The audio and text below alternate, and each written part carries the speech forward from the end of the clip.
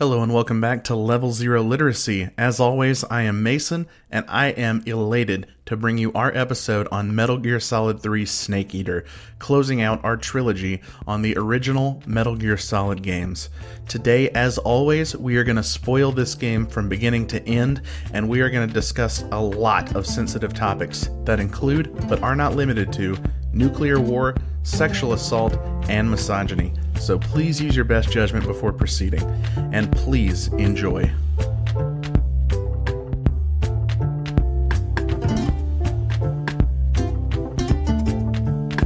Hey, welcome back to Level Zero Literacy. I'm Mason. I'm joined by my handsome co-hosts Buck. Crap battle. And my average-looking co-host Sam. The Shishago on my hod. To Live Volgan. You're ridiculous. Today, we are finishing the Metal Gear Solid trilogy with Metal Gear Solid 3, released in 2004 by Konami, written, produced, and directed by Hideo Kojima, a man who needs no entrance. The game aims to finish the question that Kojima posed with the first two entries, what makes a man? Whereas Metal Gear Solid 1 posited that it is his genes, and 2, memes, how information spreads through his society. 3 posits that what makes a man is the scene, which is to say the political backdrop into which one is born. The player controls Big Boss, an antagonist and crucial character in many other Metal Gear entries, in a spy mission taking place during the Cold War, a fictionalized rendition of it, that is. The game draws very heavily upon films, much more than any other previous Metal Gear game, such as James Bond and Rambo, and incorporates more modern game design decisions from series such as Resident Evil and Castlevania. Fellas, this is a doozy of a game. So I want to get to talking about the themes of Metal Gear Solid 3 because they all draw back to the central sort of question that Kojima is asking, that how does the political backdrop, how does the world, the state of the world and the world stage affect someone? The way he specifically frames it is through its effect on soldiers. A lot of the game revolves around the aftermath of World War II, and into the Cold War, when America and Russia went from being close allies united against fascism to bitter enemies in the fight between capitalism and communism that persisted all the way through the 1980s. Many characters in the game fought on the same side of World War II and were then split up into opposing factions, friends turned enemies. And a lot of the game revolves around what a country asks of a soldier in a time of war and in a time of conflict, in a time of Cold War, and the horrible things that a soldier, a warrior for their country, a patriot, must endure in order to fulfill their mission, right? Their duty as a soldier. First, I'd like to talk about Big Boss, because as the player character and someone who was expanded on very heavily in the first two Metal Gear games, I want to talk about what you thought of his depiction here and whether it lived up to what you were thinking about when you played Metal Gear 1 and 2.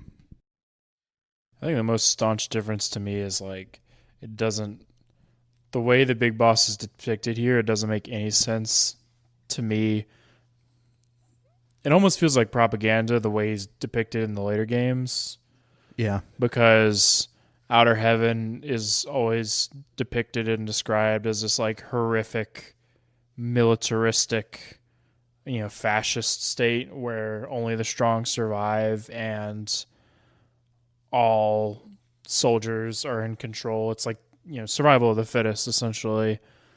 But I don't really understand how that would ever be the conclusion that Big Boss comes to after the events of this game. Do you want to push back on that? I don't know about that, mainly due to the fact that he has to kill Big Boss, or not Big, he has to kill the boss, right? Yeah. I think throughout this game, I think maybe what's supposed to be happening, and I don't I don't know, because I don't feel like Big Boss or Naked Snake, which he technically is throughout the game. He isn't called Big Boss until like the end of the game. Yeah. I think we don't get a good enough look into Big Boss's psyche throughout this game to really see like how what's happening around him is changing him. Right? I just don't think that happens. And I kind of see what you mean, but I think it's supposed to be the trauma of him having to work through everything that he experiences fighting the Cobras and then finally killing Big Boss to where he ends up, which, because I mean, the other thing is, right, we haven't played the other games, but the other games kind of portray Big Boss as a more heroic figure for a while, as far as I'm aware. Like, specifically Peace Walker, and isn't 5 you still play as Big Boss? You play Big Boss in 5. Well, yeah. I don't know. To me, it's just, I can't picture, and you're right, I don't think Big Boss really has as strong of characterization in this game, or like Snake has strong characterization in this game as Snake does in Metal Gear Solid 1 or as Raiden does in Metal Gear Solid 2. The focus of this game is really supposed to be on the boss. I feel like this is more about this game's more about the supporting cast than the main character, which is a departure from the last 2 games, which inevitably I think is part of the reason it feels weaker as a title, as a story. Right.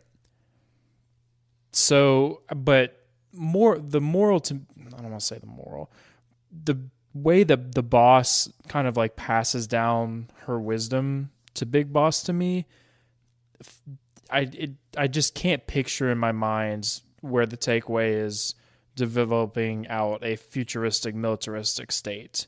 Now, I think he absolutely would have worked towards establishing a nation in the mind of creating that sort of like one world order kind of deal. I just feel like, given the way it plays out, that the details get embellished by the governments of these bigger countries because they want to give you more reason to believe that Big Boss is an antagonistic force. So I want to touch on something that you spoke to a minute ago, which is that the depictions of outer heaven in the earlier games in the series feel propagandized, and you are partially right about this. And I want to speak to this to sort of build on what you're saying about how it doesn't feel like this Big Boss is the same one you hear about later. This game is about, in some ways, patriotism and Big Boss's illusion or disillusionment of being a patriot and pledging yourself to a country. The ways that the characters act in this game isn't supposed to be as, in my view, isn't supposed to be as realistic and human-like as it is supposed to be an expression of someone that is ideologically driven and ideologically very strong. And the ideology of the boss in the game is patriotism. It is devotion to the land that you are from above anything else as a soldier, right? And the Naked Snake, Big Boss, sees the things that the U.S. has done to her despite her devotion, her giving herself to do these huge legendary things, and sees the United States erase her and asks her to partake in that, and he gets sort of disillusioned with the entire idea of pledging yourself to a country, at least one that's not made up of soldiers, which is what leads him to sort of go and create Outer Heaven, which is a place that is for soldiers, right? The depiction in later titles is not this like horrific survival of the fittest place. There's like a lot of camaraderie and brotherhood. It's not at all as the American government, surprise, surprise, would try and portray it. Speaking of characters who are ideologically driven, expressions of ideologies, I'd like to speak on our casts of supporting characters, namely Eva and Ocelot, as well as Volgan, and then we'll get into the Cobras maybe after that because they're slightly less so. What are y'all thoughts on Eva, Ocelot? Let's pair them up first because they're kind of mirrors of each other in the story. So I think Ocelot is interesting here primarily because almost every single time you see him, he is almost comic relief in this game. Yeah. Right? And that is all fully on purpose. Do we need to give people a storyline for this, or can I just? Yeah, that is all fully on purpose because Ocelot is still doing his quadruple agent shit that he does in every game. Yeah. Kojima really dialed it up to 10 in this one because in the normal, Ocelot still makes his end of game phone call, but then he does even another one beyond that, and he's double crossing those people. And yet you're like, where does it end? But it always ends in the same place. Ocelot is a man who is loyal to the Patriots, right? And it's like, wow, why would I even think this was gonna, the chips were gonna land any other way? So I have an important clarifying question because this is something I thought about. Okay, so the philosophers become the Patriots. The United States and Russian philosophers specifically. But that branch of the Patriots is the ghost false branch that Boss was talking about. Is that true? Yes. Okay. So the real philosophers just don't exist anymore. There's one remaining school of the philosophers in China. Yeah. And they kind of, in later series, they don't come up anymore because they weren't successful in retrieving the legacy. Okay. That's what I thought, but I needed to make sure because they use the same name. Yeah. And it's not confusing at all. So I think the philosophers and then the Patriots are based on the Freemasons and the Illuminati, whereas in the 1500s or whatever, the Illuminati were a branch of the Freemasons that broke off and became this sort of political group that is now we know from conspiracy theories, but right, they were a real thing. And I think I think the philosophers and then the Patriots are supposed to simply be just a retelling of that kind of historical thing. You know what I mean? Well, I thought I really liked how Ocelot was done in this game. I think it was nice to kind of let him be a little green. Yeah. And let him play a little green. I think that the biggest problem I have is him being Adam, him being the person that Snake was supposed to meet with at that rendezvous at the very beginning of the game I just finished the game last night. It's been less than 24 hours. That detail has not really clicked with me.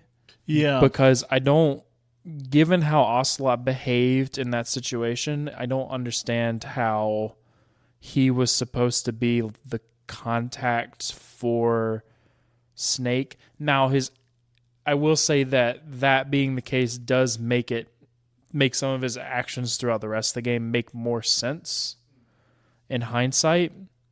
Instead of this coy revenge relationship, which I think still makes sense to me. It's meant to be this. It's like a father-son type thing. I was going to say the silent hand. Oh, yeah. But I kind of, I don't know, there was a part of me that kind of liked the concept of Ocelot is so fueled by revenge by this man who humiliated him that he's willing to go to traitorous lengths to be able to be the one to get his what he feels he is owed. It really plays into what I was talking about earlier, how they don't act realistically. They don't act in their own best interest. They act with ideological strength. and the ideology of Ocelot seems for the most part of the game to be this survival of the fittest, proving oneself as a soldier, as a warrior. And then, obviously it's recontextualized very heavily at the end of the game. And then all of his actions take a different, you see them in a different light. But it's still like the designs of his thinking, the designs of his politics. And as far as Eva's concerned, tits out for Harambe. Oh my God. I want to talk about Eva because I have a lot to say about Eva. Good. You start. You start us off. Okay. So we've talked in the past about how Kojima does not do the best when writing women. He frequently will use motherhood as a synonym for womanhood. He will frequently motivate women characters by,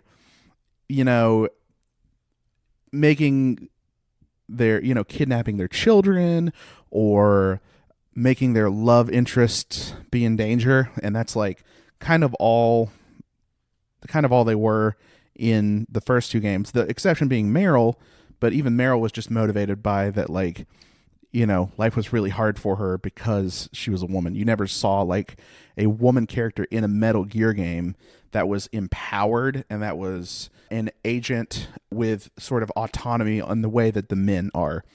And Eva, for the most part of the game, you feel that it's going to be the same thing, right? She is not ideologically driven. She's motivated heavily by her love of Snake because it seems like they fall in love. She uses a lot of her sexual charm to take advantage of men. She is portrayed as very weak and frail because she's constantly getting the shit kicked out of her. And then in the end, in classic Kojima fashion, because he always sort of does these recast their actions in a different light, like right at the end of the game, you learn that no, her motivations don't come from any of this type of thing that you frequently see the women do. She's not motivated by her love of Snake. She doesn't love him at all. She's not motivated by motherhood in the way that the boss is. She has her own ideology. She is ideologically driven, and it is impactful to me because it allows us to sort of step into the eyes and the mind of Big Boss. It allows us to relate because we believe it just as much because we judge her actions through this framework that we're always thinking of with these women characters, right? And then it turns out that not only did she trick Big Boss, but also us as the player, right? She takes a lot of control and she takes a lot of autonomy in her ending of her character. And I think it's Kojima's best written female character to date. And it also helps that like she's the spy sex pot. She's the seducer. It's like, well, Kojima's not just gonna write that and let it be at face value, which I think would be like a lazy character, a lazy tropey character. And he's like, well, no, we're not going to do that. At the end, we're going to reveal that it was all a ruse and that she was like in so much control. And it ends up that, Ocelot gets one over on her, but, she's not perfect. She has flaws and makes mistakes just like any other character. I want to push back on something you said, Mason. Sure. I think she does love Snake. She does love Snake, but she doesn't kill him. But she puts her mission above her love. Oh, sure. Yeah. I mean, I'm sorry. I misspoke. It's just that's not her. What I'm getting at is that's not her motivating factor, right? She says as much. She says, like, I'm not letting you live and telling you the truth because of my love. Yeah, exactly. I mean, yeah, you're probably right. She does fall in love with Snake. So we condemn a lot of over-sexualized or, like, over-horny depictions of women on this podcast for good reason. But, like, I think in this, given the influences that this game draws from, I think having her have a romantic subplot is not like some grave writing sin. I think it's handled perfectly well. I'm not saying it is. I'm saying if we're trying to like fit Eva into this concept that she's like this really good far departure from the typical Kojima writing, I there's part of me that feels like it's like not, to me it's not enough. I felt like there were parts of me that felt like Eva, even with her, the twist ending, still felt, because she's not even really doing this of her own autonomy, right? She's doing this because she has been given a mission. I really wish. That's kind of why I like Big Boss more as a female, or the boss more as a female character in this game, is because yes, there are aspects of her character that are still driven by motherhood, but she has so much other depth going on, and I hate her twists at the end so much. I really wish it was something else, but I do feel like she is a much more dynamic, well-rounded character than Eva is, and a better depiction of a strong female character, in spite of the fact that she still has that aspects of motherhood written into her character. I think both Eva and the boss are written better than any female in any other game. Oh, I agree. I don't know about any other game, but in any other Metal Gear game. I would agree with that. I would agree with that. But like, I feel like that's a low bar. Yeah. I mean, Kojima's not done the best. Don't get me wrong. I'm not. I don't want to like completely discount Eva as a character. I think there are aspects of it that I like. It's just, I feel like more could have been done if we were really trying to like push in this like subversive, 180 direction that it felt like the game was reaching for. So like, my big thing about the seducing thing, right? Like, if what Kojima was going for is Eva is James Bond, right? Yeah. I don't feel like she had the lines to be James Bond, and relied much more on her looks and like the fact that every man around her is just a misogynistic piece of shit, more than like her abilities to seduce, right? Like, that's my thing, is like, oh, she's so good at seducing when, it, cause her tits are out. Yeah. It's, or she is like actually naked. It's never like she is this object of desire in other ways than literally, look, her boobs are not covered in a shirt, right? Like, I wish we could have seen a little bit more of not that. No, okay. I want to interrogate this a little bit. I think that there's very clear effort on her to seduce Big Boss in two specific scenes. The first one being at the initial meetup at the was it the Grannon lab? Their first meeting. Oh, okay, yeah. And then I did forget about that. Yeah, okay. I mean, it's very early in the game. The second being the waterfall scene. There's a lot of romantic tension between Snake and Eva in that scene. Oh. Now she is almost naked in that Yeah, scene. she's naked. Yeah, I mean, I'm not like pushing back on that. She's very scantily clad throughout most of the game, except when she is acting as Tatiana. I really, the amount of like sexual violence in this game It's uncomfortable. is so extreme. It's uncomfortable. And I like, and unnecessary. Yeah, a lot of it, I just like Volgan's depiction as a sadist and the implications that come with that I was just like very surprised, I guess. Yeah. Because like, this is part of why I personally think that 2 is a better story than 3, because it feels like, and it's a good time to transition to Volgan. I think a lot of the ways Kojima characterized Volgan as evil, he kind of comedic. Yeah, he leans too heavily on these movie tropes. he doesn't do a lot. He's doing a lot of things that your brain kind of rounds it to being evil instead of doing things, like, I guess I'll like give examples, right?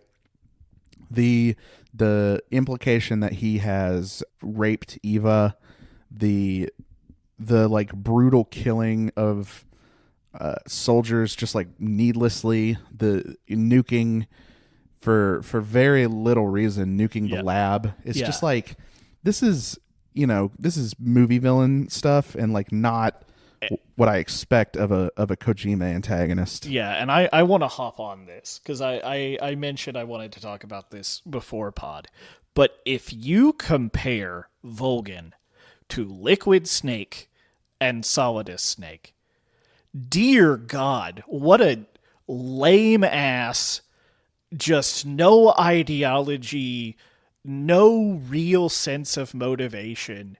Just, there is nothing to Volgin, and he takes up like 5 hours of screen time at the end of the game, and it is one of the most frustrating things I've ever had to do with this podcast is play through this, fighting this dude who is so lame compared to those other two characters, because he just doesn't stand for anything but violence.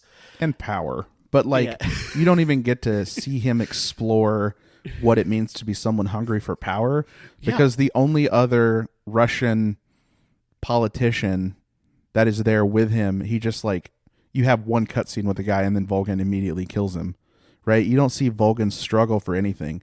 You don't see him ever outside of a position of just like complete power, except for the very, very minute moment where he fights with Ocelot during the fist fight you have with him. And, fights. They squabble, right? You never see Volgin struggle for anything. You never see Volgin, like, triumph or. The part that makes me most upset about it is they easily could have worked some of that stuff in, because they never... it's never explained in the course of the story where his body gets this ability to channel electricity from. Yeah. Is it explained in the codec? I'm trying to remember. The fact that you have to... you don't have to say anything. The fact that you're like struggling this hard to remember means that even if it is, it's so low impact. Because that's a really cool, interesting concept of design. Yes. And then they don't do anything with it. And like, it's never explained. The coolest thing that happens with it is when he fucking drives the Shagohod like a horse. Yeah. That's cool. Yeah. Don't get me wrong. I love that as a design choice. But, if you wanted to, like, what is it? The suit that's giving him those powers, that like skin tight suit he's wearing underneath his like uniform? Is it, he had an accident in a laboratory because he was getting experimented on to be like a super soldier, or like what? Because that's a fascinating detail. And I think that's one of those things where it's like, if you had explored this better, then maybe there could have been something in his character. But it really feels like he's just supposed to be set dressing for the boss, Eva, and Ocelot to play off of, rather than being his own strong character. Yeah, and I think as a result, I agree with Buck, it kind of makes the whole encounter with him weaker, because your draw to defeat him is not this like power struggle or this, some kind of like moral ambiguity like it is in a lot of other games. It's just, oh no, he's just fucking evil, and there is no gray zone with Volgin like there is with every other antagonist that's been in a Metal Gear game and all the other antagonists that are in this game. Liquid and Solidus like even have sympathetic kind of motivations. Liquid feels wronged by the circumstances of his birth, and Solidus is trying to fight back against this horrible, all-powerful organization. And Volgin is just like, oh yeah, he's just at the right place at the right time. He's a really powerful guy, but not the most powerful, because the boss can fight him. And he wants to take power, but the regime that he wants to take power from is already crumbling. It crumbles at the end of the game. And it's just like... yeah, he's very disappointing as a main antagonist. They do a lot during cutscenes to make him look really spooky and really sadistic, especially during like the torture scene. But he's, it doesn't land, I think. I'd like to talk about the Cobras, the Cobra unit, because it seems like a lot of the game is about the boss and her relation to her country and her mission, and the Cobras are sort of that tension, right? The Cobras are named after the emotion that they feel when they go into battle. Each represents a sort of facet of something that a soldier has to feel within themselves in order to like take another human life, in order to complete a mission. There's the pain, the fear, the sorrow, the end, the joy. Am I forgetting one? And the fury. I think the Cobra unit do a lot better as a sort of compadre of boss characters than, not Foxhound, but what are they called in number 2? I don't remember. The guys from 2. Yeah, they do a better compadre of boss characters than Metal Gear Solid 2. I don't think they're as strongly characterized as Foxhound in 1, but I do think they're very, very good. I personally think they're very interesting boss fights. And I think they explore something that is really fascinating, especially as it relates to the boss. The pain is, I would say, like the weakest. The pain is the B one, right? Yes. Yeah. He's the first one you fight. He's the weakest characterized. Yeah, he doesn't do much. I do kind of want to like push a little bit back on like them being better than everyone from 2, because like you got to know Fortune pretty well, and I think I kind of liked Fortune more than most of what's going on with the Cobras. I think Fortune and Vamp are both like pretty compelling. Because like I'm gonna be real with you, I like, so like I think for me personally, the Cobras are interesting to look at, is like they all bring a certain emotion out onto the field, right? Yeah. And I think maybe each of those emotions are like their expression of maybe like PTSD or something like that. It could be. It's just like, I see it framed as just like not PTSD, right? It's not post. It's just like, it is very sincerely what they're feeling when they fight. And like I kind of like viewing it not just like the P, but like I kind of like viewing it from that lens as like these are soldiers who fought for their country and follow orders, and like this is who they are as people. But like you don't really get to know or experience any of what got them there like you do with Foxhound. And you don't really get to know them more as people like you did with people like Fortune or Vamp, except for like the Fury gets to talk a little bit. Yeah. I think the Fury is the best depiction of PTSD in the group because his PTSD doesn't come from being a soldier, it comes from being an astronaut. So he actually is living in post-traumatic stress disorder. Just from the way he acquired it was not from the way the rest of the Cobras did, I also just found, in my opinion, his fight and like just his whole aesthetic, right? Like his uniform and how he attacked and stuff, to be the best depiction of the emotion that like Fury. What did y'all think of the boss fights mechanically from a gameplay perspective? Do you think they expressed the boss well? Do you think they were fun? So I think most of the bosses are mechanically interesting on a design level.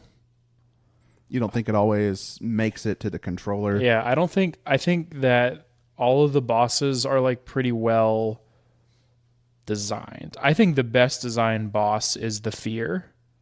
I feel like the Fear does the best job of depicting the emotion more, even more than the Fury, because everything about the fear, everything about that fight really does a good job of depicting fear on a battlefield, right? It's you're fighting an enemy that you can't see, that has non-human ways that he acts. He has non-human features about him. You know, he runs around and just eats raw animal carcasses. And on top of that, the arena is filled with traps. So there's the fear of running into a trap and having to like watch your step very carefully. I think that, as much as I didn't really like that boss fight, because I have a propensity against boss fights where they full heal, I just find that a very annoying mechanic to be in a game. This game hit a lot of my I hate this mechanic in boss fights thing. Oh, yeah. But I thought the actual design of that fight was fantastic as far as implementing the concept of fear into all these different aspects of the fight where it actually impacted the fight and the design of the character itself. Yeah, and I don't know. I don't have a lot to add because I cheesed the end fight because I didn't want to deal with it. Viewers, if you want to, press up, up, down, down, left, right, square, triangle. And if the end is on the map where you are, he will show up in red and you can sneak up on him. That's kind of cool. It's the Konami code, supposedly, but like they don't have AB. And I found, like, thinking about how the Cobra characters imitate their emotion, like, in their fight, the pain, while weakly characterized, like, the fact that you have such little wiggle room to, like, actually injure him. Oh, yeah. Awesome design. And you have to, like, swim around and like manage the fact that, you know, you can only breathe for so long to avoid his actual, you know, bee sting attacks. Like pheromones and stuff. Yeah. Like, I thought that was a pretty good, interesting mechanical fight. But, and I agree with what you said about the fear, but like, for me personally, I didn't have, I am not a person who thinks video games should just be fun because that limits what video games are. But I did not have a lot of fun with these boss fights. So here, I want to explain why I feel like the end is the worst designed boss in this game. I don't think that the end's boss fight actually makes a lot of sense for a character called the End. So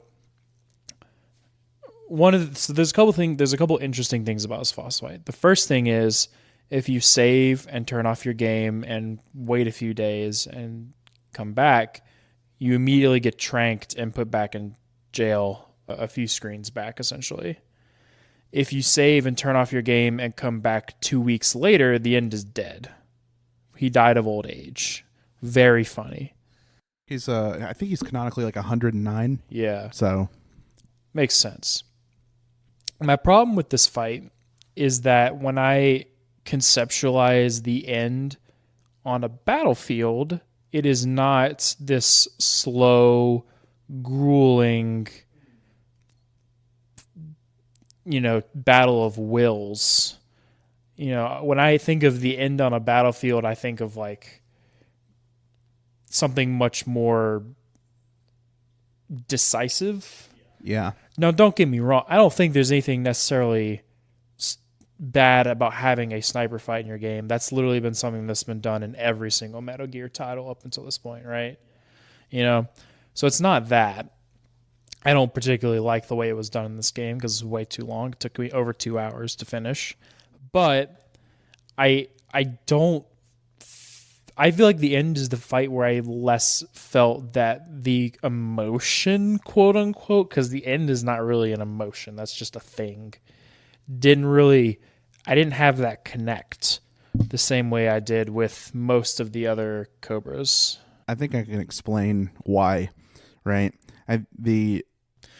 Here's the other thing. He doesn't even kill you. Yeah. The end doesn't kill you like the other bosses do. No. The end just puts you in jail, which isn't an end. You're just in jail. I'm going to go Well, back. he does kill you if you don't do the If you don't, if you actually like lose to him in a fight, you do Yeah. die. The thing about the end is, I think what Kojima was going for is that on a battlefield, with snipers, right? There's always a looming sense of dread that a sniper could be just looking at you and ready to pick you off at any minute, and you wouldn't even be able to conceive of your own death, right? Got it. It's just like a looming thing. But So call him the Dread. when the end shoots you, you don't just immediately die. He like sticks a poison dart in you, and you slowly you can like pull it out. It's like it kind of undercuts what if the end was like this thing where he had awful aim because he was really old, but if he hit you, it was like a one-shot kill. That would like communicate what Kojima's going for better. And if you just do that and make it like a 10-minute boss fight, Yeah, instead of and 2 hours. Yeah.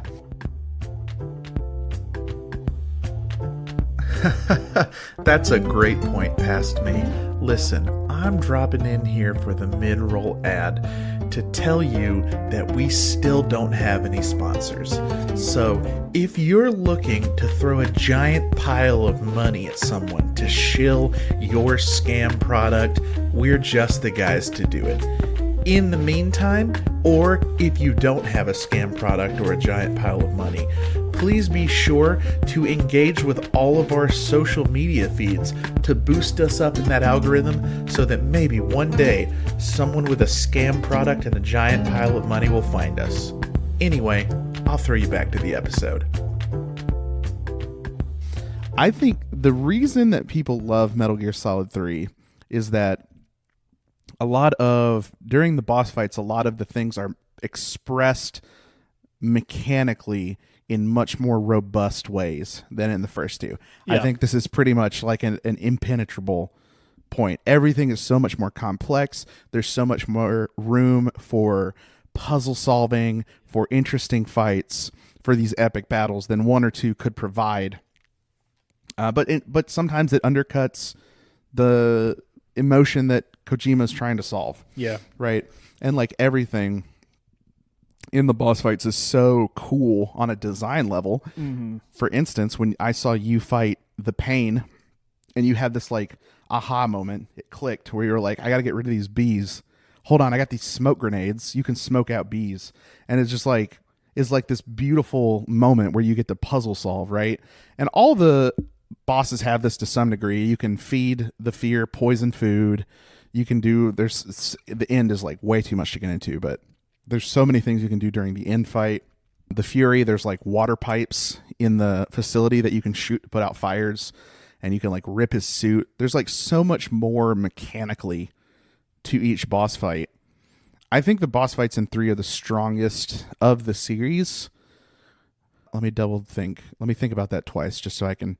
Yeah, I think they're like these on average are the strongest, but you have to have like I've used this term with you. You got to have like Kojima brain. Yeah. You got to like know kind of internally through Kojima logic what kind of things he would be asking out of you. And the problem with like, or not the problem, the thing about the game is that every single screen of the game is like that. There's all these like wonderful little details that are just like so lovingly put in there, but you have to have Kojima brain to see it at all. When Sam was like 75% of the way through the game, he was in Groznygrad. He like runs up into this tiny little building that is all the food stores for Groznygrad, and I was like, hey, you should put down some dynamite in there. He was like, what? I was like, yeah, just do it. And then he sets off the dynamite. It blows up the food supply for all of Groznygrad, and now all of the soldiers are hungry, and therefore their aim is worse. Oh, that's and awesome. he's like surviving these grueling long alert phases because they can't hit him because their aim is like wobbly because they haven't eaten. And like you can find 100 instances of these kinds of things throughout the game through systems that you would not even imagine. There's animals that you can only get to eat by tranking and capturing other animals alive and then using them as bait and stuff. It's just like things you would never imagine. but I just don't think it translates into the story as well in this game. I think that's why people find this the most approachable, because there's the most like fun gameplay stuff.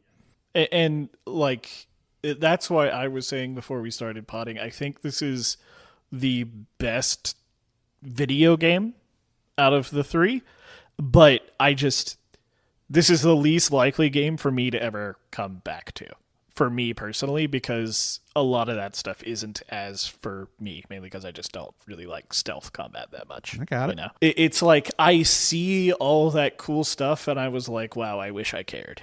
Yeah. Yeah. I would, but like what I want is more longer codec conversations. Sadly. Before we get to codec, anything you want on gameplay? On the Cobras? We're still talking about Cobras? Still on Cobras, Cobras. Right? I thought the gameplay. Sorrows section was neat. Oh yeah, that was. It wasn't like mind blowing or anything, but it was just like a cool. You explained like the details to me and stuff. I was like, oh, that's really cool. I've got a question. I didn't really kill anyone in my playthrough. I didn't either. I had like 20, I think, at that point. So like, does the number of like ghost spirits, whatever, increase if it you is killed exactly more the people? number of people you've killed throughout the playthrough. Oh, There okay. are a crazy amount of mechanics to the Sorrow. Yeah, so Mason explained to me that like depending on where you've shot them or how you killed them, like impacts how they behave that's during so cool. it or how they appear during it. You know, they all like match the uniforms of the people you killed. You know, it's actually super in depth for something that doesn't really have a whole lot to actually do during it. Yeah, it's almost more like a cutscene than a boss fight. Yeah. I want to push back on the Sorrow a bit. If I non-lethally kill a boss, well, they explode. And they explode because of their thing, I didn't kill them. But you still feel the sorrow. You still feel the sorrow of it, or at least that's like what Kojima's going for. Is the death still weighs heavily on the soldier? Yeah. Right. If you imagine yourself in a battle and you incapacitated an enemy soldier, and one of your comrades later came by and like mercy killed them, I think you would still feel some weight of responsibility to that, don't you? Well, I mean, I'm memeing. I'm not. Oh, okay. serious. Sorry. I really wish it was the last thing I want to say on the cover is I really wish it was explained why they explode after they get non-lethal. Yeah, they each are the part of being a Cobra is being part of a unit that is so top secret that you cannot risk being captured or incapacitated by the enemy, so they have micro bombs injected into them, which is why they explode when they die. Which was my theory. That was basically a theory I said. It's like you can't afford to let them fall in enemy hands. So there's like a safety trigger, but it's never like explicitly stated anywhere, to my knowledge. Before we go into the codec, and I think the codec's going to be a lot of me talking. Anything more y'all want to cover on gameplay? It's a product of it. The last thing I'm going to say is it's a product of its time. You know what? I do have one more thing. Yeah. I'm so glad I finally understand the crab battle joke. Oh, From Metal from Gear that old Awesome. Flash animation. Yes. Because I never knew what it was actually talking about, and it's because the crabs can actually kill you. Before we move on, I want to say to the listeners and to you two, I would highly encourage you to look into the design of the close quarters combat system, because Kojima picked a foremost Japanese military expert to design it, and it's like completely one-for-one real thing that you can be trained in the armed forces, at least in the Japanese armed forces. Obviously, I'm not an expert in U.S. armed forces, but like it's this thing that only elite soldiers ever really get trained for, because you first have to be really good at hand-to-hand fighting and really good at gun fighting, and even then, it's like a total coin flip whether or not it can ever come up over the life of someone's military career. It's just like this completely one-to-one historically accurate fighting system that this Japanese military expert mocapped all of these CQC moves. This half judo, half knife fighting thing that you can actually get trained for in the Japanese military if you're like a fucking elite commando, just made its way into the game. The level of detail Kojima put into this game, the love for these like crazy small things is Absolutely mind-blowing. All right. So the final cast of supporting characters would be your codec fellas, Major Zero, Paramedic, and Sigint. Anything y'all want to say on these guys? This is the most tutorial the codec has ever felt in any of the games. I like hearing Snake react to old sci-fi movies that I watched. Yeah. I like this group. I think... Do I like it the best? I don't know. I think they're very, very well made because this is the first time it's felt like something I might expect from a support team to soldiers. It's not made up of veterans and these like hardened people, or like this like very aloof, like, oh, we brought your fiance onto this military mission because we thought that'd be a good idea. It's like, no, these guys are just like a bunch of nerds that are really good at what they do, and they don't really grasp the gravity of any of these situations because they're sitting in a room reading you off information or spouting off things from their nerdy expertise. Paramedic is like this film buff who is like this, Kojima. Yeah, this She's Kojima Kojima. self-insert. She's like, all she wants to do is like talk about how cool Godzilla is, or like these trendy new dishes, these trendy new movies, and all this music she listens to. And she can go like on and on and on. I love Sigint because it's like so strange, especially in a Metal Gear game, to call whoever your weapons expert is, and they're just like happy and like bubbly and like happy to talk about all these like things. Oh, cool. Hey, you found a grenade launcher. You can like kill so many guys with that. Like, it's so weird, but like in such a way that is like intuitive and realistic. So I want to ask, what are the coolest things Sigint talks about? Because the most interesting thing I had Sigint talk to me about, because I stopped calling him eventually, just like I stopped calling Major Zero, because Major Zero was so boring relative to the Colonel in the other two games, IMO. Interesting. He would just always tell me what my objective is. He wouldn't like that's fair. Actually talk about anything. The coolest thing that happened with Sigint was, for me, was Sigint talking. If you call him after you talk to Granin, he talks about the Shagohod in the Metal Gear a little bit, and he mentions Otacon's grandfather during the thing. It's Huey, right? Huey Emmerich? Yeah, well, so he doesn't know the name. Oh, he goes like, he says two things that are similar to Emmerich, but he doesn't actually say Emmerich. And like, that was the coolest thing for Sigint for me. Other times when I called Sigint, he just didn't give me that much information, so I stopped calling.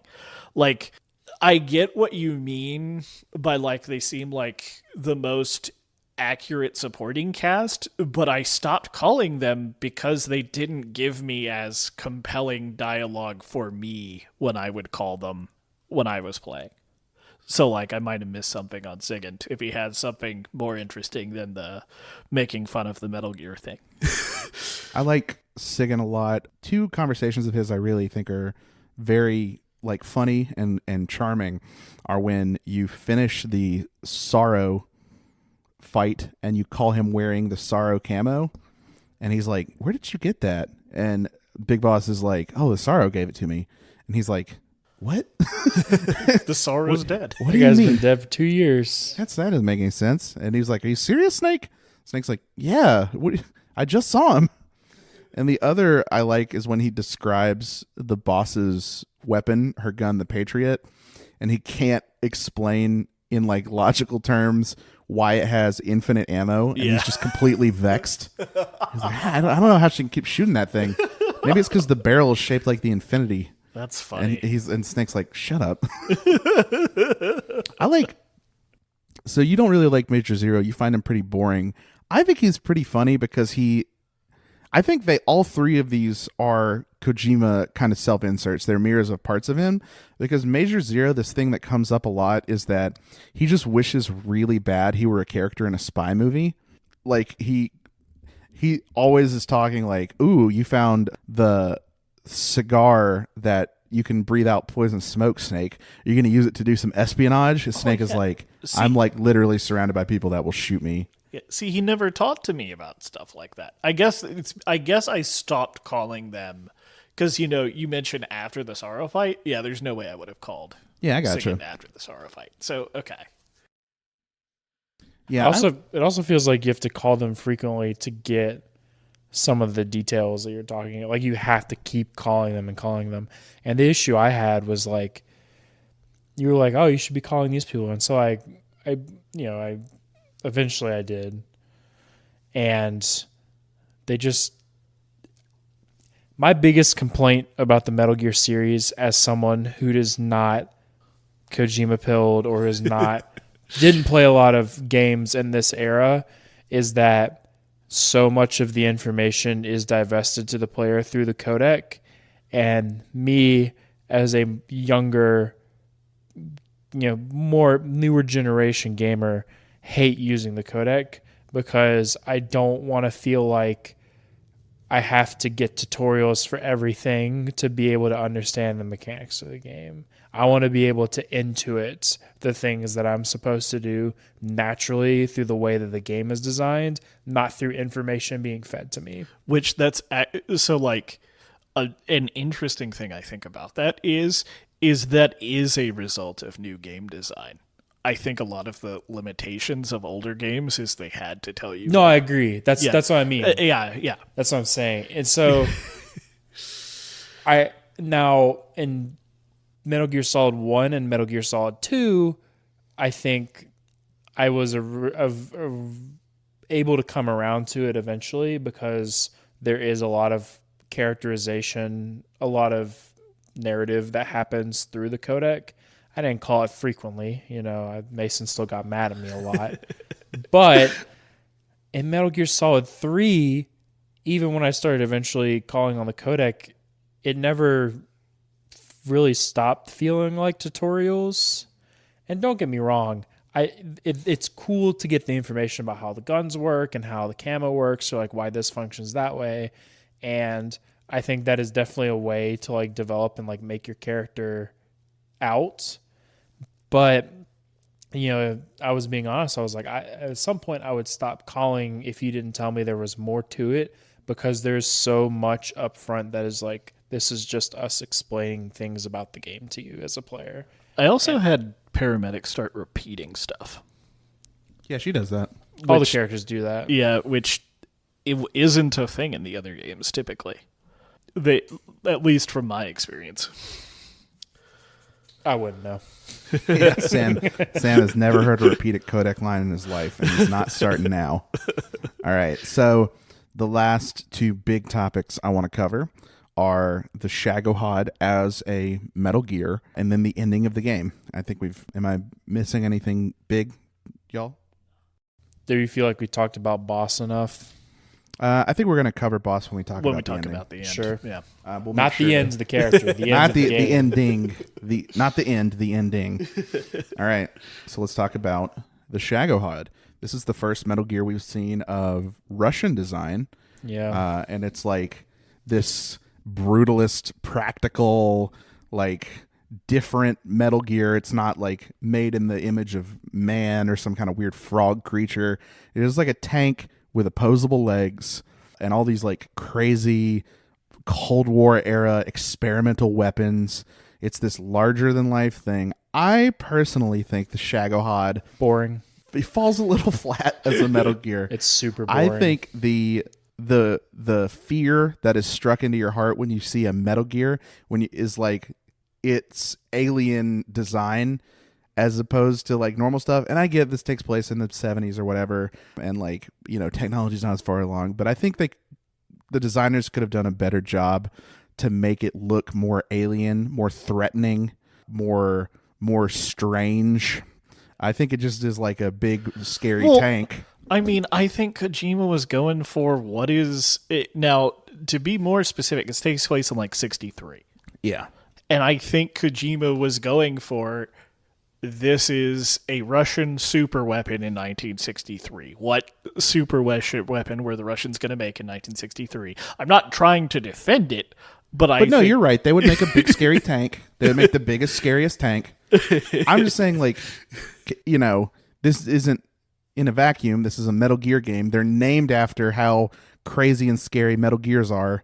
and like this as a Metal Gear is like Well, not as kind of so here's the kind of thing, plain. like, I don't. I feel like, and I know what you're thinking, dear listener. You're thinking, but level 0 literacy. It's not a Metal Gear. It's designed by a different guy. The Metal Gear was designed by a different scientist who is not Sokolov. I don't care. yeah. It's meant to be the Metal Gear of this game. It takes right? you fight it in Yeah. the part of the story that you fight the Metal Gear. The most terrifying and interesting thing about it is when Volgin does the fucking horse which thing. is cool, but but it's boring. The problem is that like every like interaction you have with the Shegahad is boring. Planning the C3 in the hangar is boring. that whole the boss section fight- of the game. The boss fight where you whole actually section. fight the Shegahad is boring. The design of the Shegahad is boring. The chase scene is the coolest part of fighting the Shagohod, but even that is like you find out like immediately. You can like, oh, this is scripted and it's just gonna run its course, right? It's just like it takes no damage during the chase scene. It's like if the whole thing was the chase scene and they didn't have those awful parts down the airstrip with all the motorcycle dudes and you were just fighting the Shagohod like that and not in the big featureless circle arena, like it would have been so much cooler. Or at least have it be the two phases, right? There's the chase sequences phase 1 and then big featureless circle where he has that as a horse in phase 2. kind of Yeah, thing. and then like I remember I told you I was like, oh, when I told you like very early in the game, oh, when you get to the Shagohod, put on the fire camo because it's invalidates like one of its attacks, and then you put it on and the attack did like actual like 1 damage, and I was like, oh, this kind of undercuts how big this is supposed to be when you put on the camo and it's the laser can just like not touch you. Yeah, it's just like basically a paper cut beam, you know. I think the Shagohod falls majorly flat as a Metal Gear, as something that is the Metal Gear parallel. And also the aspect of the boss fight where you have to like trust Eva to drive a motorcycle correctly. All right.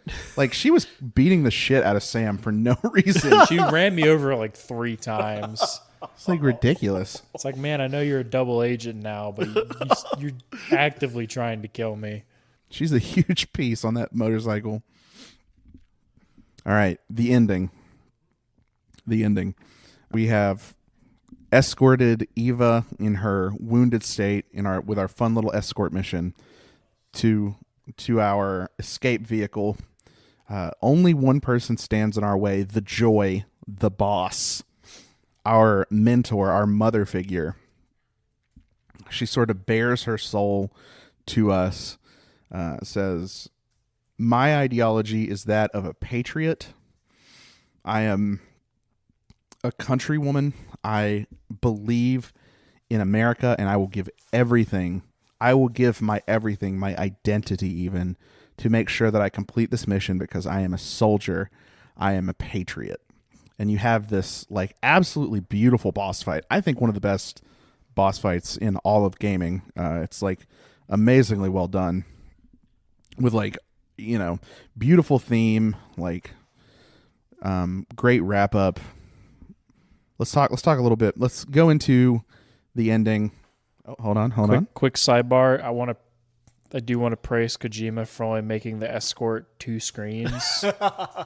A weaker game dev would have made that like 5 or 6 screens long. But thank you, Kojima, for only making the escort mission 2 screens long. I know it's going to be like 8 times longer in the remake. And so the ending, let's talk about that a little. So I was really glad to get to the ending and hear the boss talk when you got here.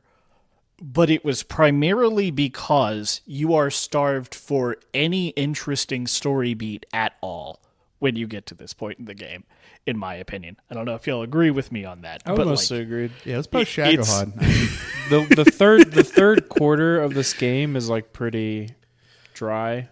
And so, like, I almost worry that my positivity towards this is kind of just because of that. Maybe, But, you know, I think it's really interesting to hear. Well, first off, the boss kind of suffers a little bit from Kojima womanisms. Like, the fact that she had her baby on the World War II battlefield and it was taken from her. Like, that is so... Why did he have to do that to her? Why? Well, it's... She is the joy, right? And I think in Kojima's brain, like, the defining joy of someone's life could be the birth of their child. Birth of their child, yeah. So I think that has something to do with it. I think it's her characterization as someone who feels joy, who's jubilant on the battlefield, it's like a somewhat logical extension of that as a character concept. I like the boss's wrap up. I think the final fight is incredible. I think the final fight does a great job at this tension that exists in the game between the boss and Big Boss. Of this it's not just the teacher and the student, but it's also this mother-son thing. And even the scar where her child was taken is a snake scar. It slithers off her body and turns into a snake, and this sort of a dream sequence kind of thing that happens after the boss fight. I'm not sure if that's meant to be literal or not. I think not. I would hope not. I thought so. Like when you beat her and Snake kills her and the flowers all turn red, I thought that was really cool. I don't know if that is literal or not. It's so weird. It's not. I got Sam so good.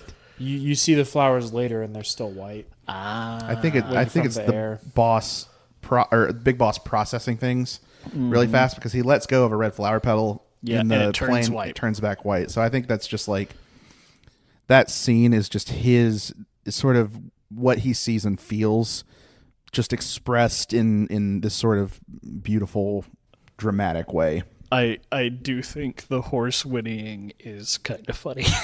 It's weird. The horses. I don't. The horse being in that scene doesn't make any sense.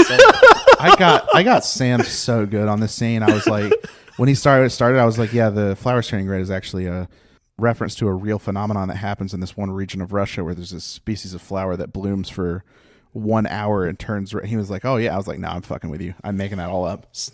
See, but you literally talked 20 minutes ago about how Kojima hired the best man in Japan to come. I know, that's why it works. So, fuck Kojima putting stupid bullshit in the game. What do you want me to say? What, you want me to not believe you? This is just normal for this man. It is.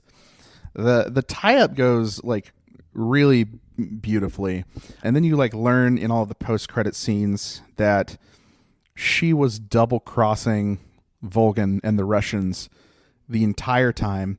She was, this pain and this sorrow that she has felt 2 years previous when she had to kill her lover for being on the opposite side of the U.S.-Russia conflict was something that she was probably experiencing in long form as she slowly sent all the Cobras to their impending death against Snake, right?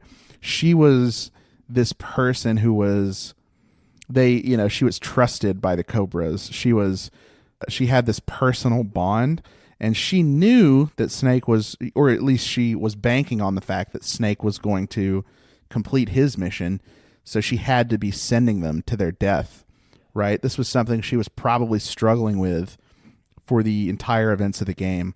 And then to know that what the United States asked of her is to be remembered, to have her legacy be that of a traitor and a criminal, to have her legacy stolen from her, right? In the same way that she does from Eva, in the same way that she does from Snake, steal this MacGuffin that is literally called the legacy.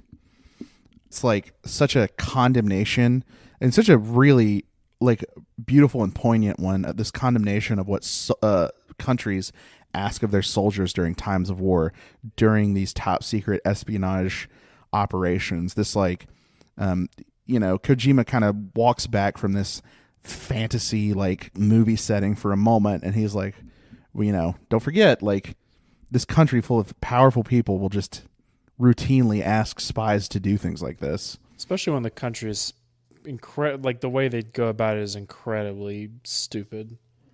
We're just going to give this madman 2 nukes that he can fire from anywhere. Yeah. Certainly, he will not do something dumb and rash with those that will cause us to have to completely other problems pivot. for us. We're going to have to completely pivot from what our plan was because he's going to fire off a nuke and blow up a Russian facility. Certainly, that will never happen. Little do you know that you find out later that was the Russians' plan the entire time, because they want Gorbachev. Or is it Gorbachev? I'm sorry. Who are you talking? Khrushchev? Yeah, Khrushchev. Excuse me. Khrushchev wanted leverage over the Americans, so he wanted them to rely on him to not leak that information. So he allowed Russians to be nuked in the process. Yeah, see, I think this game, the ending of this game could have benefited by just leaving the Patriots out of it. They introduced so many things that, like, retrospectively make the actions of these characters seem really stupid. The last 20 minutes of this game almost invalidates the entire rest of the story as it has happened. I think that maybe invalidates probably not the best word, but undercuts it for sure. I don't like the way that this game is backloaded is so different from the way that Metal Gear Solid 2 is backloaded. Metal Gear Solid 2 is like, here's all this intrigue, and we're laying breadcrumbs, and we're like, we're placing all these things that are going to pay off later.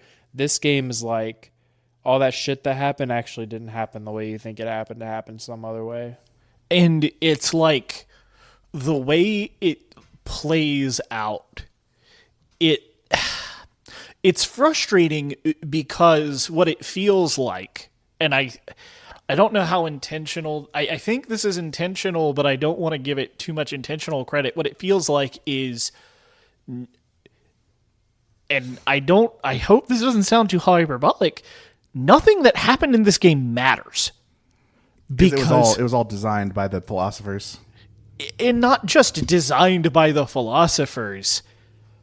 Like, all this, it feels like this could have happened in like 20 other ways, because none of the main characters, what they did matters with what happens in the future of the game because of the fact the Patriots exist. I mean, that's part of the point. I think that's part of the point, right? Yeah, I think, like I said, I think it's intentional, but like it's kind of, I don't know. I think this game could have benefited by just like everything that like Eva and Ocelot do towards the end just being like tweaked a little.